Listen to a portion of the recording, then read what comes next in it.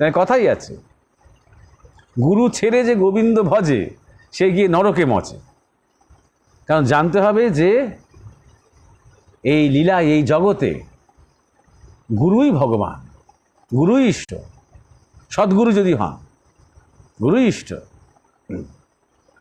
সেই অর্থেও বলা হয়েছে তাকে পরম ব্রহ্ম। এবারে যে অবতার বিশেষ, হ্যাঁ অবতার বিশেষ, কারণ সদ্গুরু যিনি, তিনি অবতরণ করেছেন। তো কোত্থেকে অবতরণ করেছেন? পূর্ণ জ্ঞান থেকে, সমাধি থেকে, তবে তো তিনি সদ্গুরু হয়েছেন, তাই না? তো অবশ্যই। তবে সাধারণত যাদের অবতার বলা হয়, আমাদের যে দশবধার তত্ত্বের মধ্যে অবতার বলা হয়, তারা সবাই যে সদ্গুরু তা কিন্তু নন।